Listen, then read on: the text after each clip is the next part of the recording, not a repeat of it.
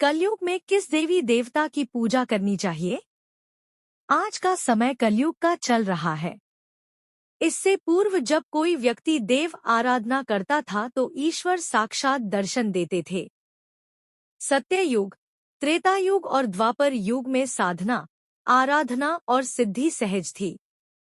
उस समय में देवताओं को प्रसन्न करना सहज था। पूर्व के तीनों युगों में तपस्या और साधना मार्ग से ईश्वर दर्शन और ईश्वर प्राप्ति कठिन नहीं थी। वेद पुराणों में इस प्रकार के प्रसंग बहुतायत में मिलते हैं कि अमुक व्यक्ति ने तपस्या कर अमुक देव देवी को प्रसन्न कर वरदान पाया। सतयुग गया, त्रेता युग गया, द्वापर युग गया और कलयुग आया। कलयुग में देव देवियों की प्रतिमाओं का स्थान विग्रह और चित्रों ने ले लिया। इस प्रकार हम देखते हैं कि कलयुग में आराधना और साधना भाव और श्रद्धा आधारित कम इच्छापूर्ति का साधन अधिक हो गई है।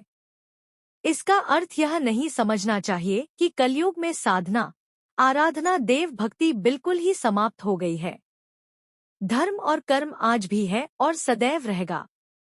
बस समय के साथ इसका स्वरूप बदल गया है। पाश्चात्य संस्कृति के प्रभाव के कारण लोग ईश्वर की भी परीक्षा लेने लगे हैं, संदेह करने लगे हैं, आस्था और विश्वास पर सवाल उठाने लगे हैं। पूजा और आराधना निस्वार्थ न होकर सकाम हो गई है। लोगों की आस्था में कमी है। कमी के कारण ही लोग एक देव या देवी की कुछ दिन आराधना करते हैं। तुरंत मन का न होने पर धैर्य रखने की जगह दूसरे देव देवता की पूजा आराधना करने लगते हैं। कलयुग के साधकों में धैर्य और आस्था की कमी सबसे अधिक देखने में आ रही है। यही वजह है कि भक्तों के घर के मंदिर में अनेक देवी देवता देखे जा सकते हैं।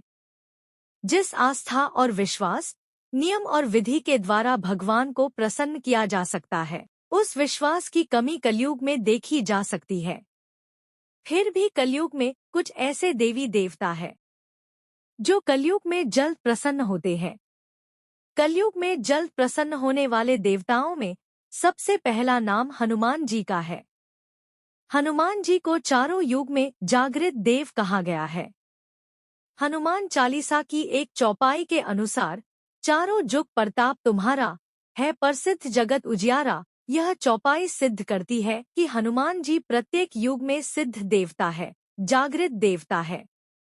कलयुग में हम किसी भी गांव या दूरस्थान में जाते हैं तो वहां अन्य किसी देव या देवी का मंदिर हो या न हो, परंतु हनुमान जी की प्रतिमा किसी पीपल के पेड़ के नीचे या किसी छोटे से मंदिर में गांव की सीमा में प्रवेश के साथ ही होती है।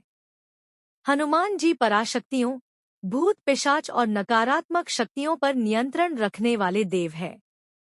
हनुमान जी की कृपा से पराशक्तियां निष्क्रिय रहती है। भारत में शायद ही ऐसा स्थान हो जहां हनुमान जी की पूजा न होती हो, जहां हनुमान जी का कोई भक्त न हो। हनुमान जी को जब से देवी सीता मैया से अजर अमर होने का वरदान प्राप्त हुआ, तब से हनुमान जी अजर अमर है और उसके बाद के प्रत्येक युग में समय समय पर दर्शन देते रहते हैं। इसलिए हनुमान जी को कलयुग का देवता कहा जाता है, जागृत देवता कहा जाता है। हनुमान जी परम शक्तिशाली है, सब सुख देने वाले हैं, बल, बुद्धि और विद्या देने वाले हैं। हनुमान जी के स्मरण मात्र से सब दुख दूर होते हैं। उनके इसी गुण के कारण हनुमान जी का एक नाम संकटमोचन भी है। कलयुग में हनुमान जी सब कष्टों को दूर करने वाले देवता है।